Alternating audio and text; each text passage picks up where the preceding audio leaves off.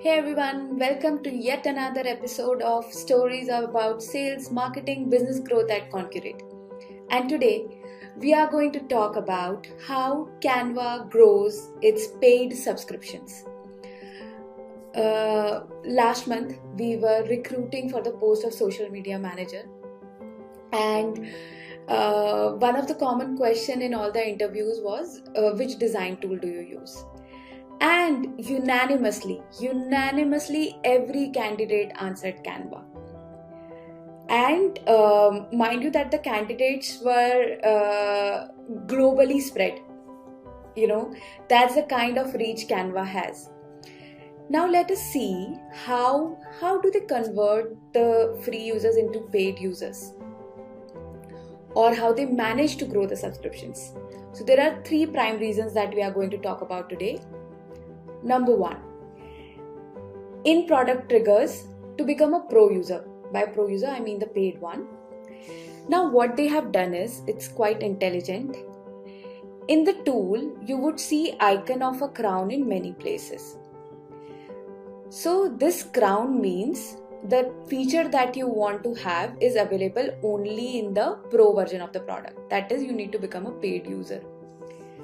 Now you may say it is a common thing to do, but Canva does it beautifully, because it's not just in one place.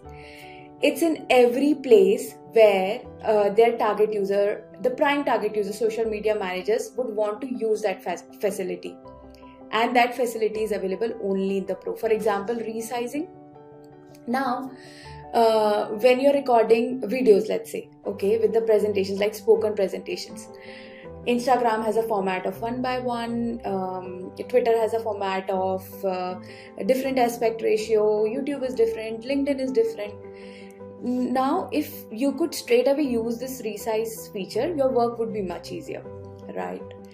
Then brand fonts. Now brand fonts is something, for example, when you are doing a company presentation. For example, if you see, I'm doing this story on behalf of my company. I have used the elements like the logo, the color theme. Now Canva observed that this is something a lot of their target audience need. So they hid this behind a paid wall, right? This brand kit. Then the next thing is scheduler. Now, as social media manager, if I'm handling accounts for, let's say, 10 clients, I need to manage a lot of social media posts, and scheduling them at once saves me a lot of time and effort. So Canva has introduced that also, but that is available only if you are a pro user. Then when you're trying to download a design, again, maybe you want to have a transparent background. For that also, you have to become a Canva pro user. So many triggers.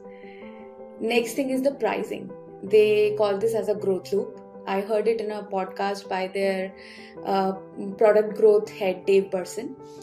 So what happens is, in Canva, you can have professional photographs like this. And if you want to use it in your design, you need to pay $1.5. Now nobody wants to pay for images because of so many royalty-free images and stuff. But still, sometimes there is a picture that just touches you and you want it in your design. You don't see that 1.5 as a big deal to pay. But there is more to it. Now, the first sentence they say here is, don't pay for the images. And how?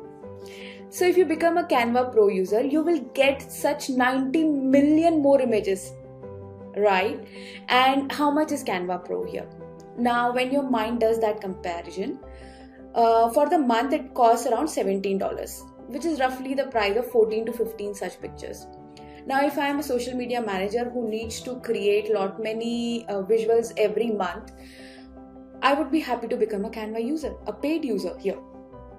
Third thing that they do is continuous user feedback. From data pointers, they bring in the research and keep improving the product. But there is one interesting story that the head of growth and product monetization shared. It was about, they had 3 tiers of pricing. One was free user, one was pro user, and one was paid.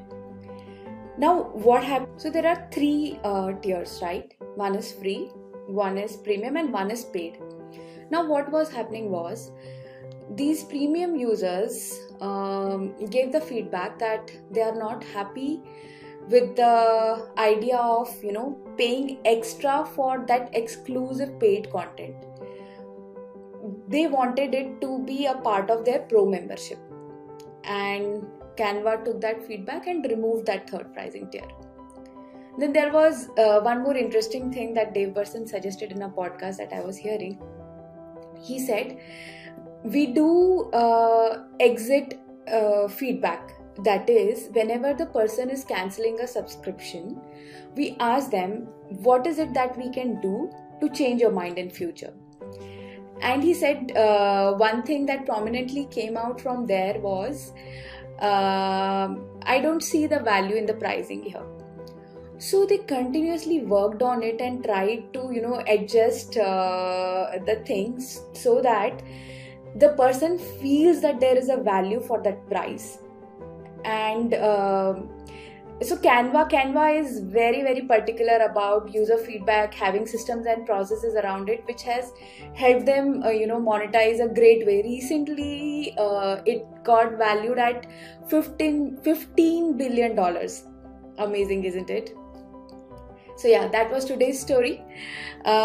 Stay tuned with us for more such stories around sales, marketing, business growth, hacks, and follow Concurate for such stories.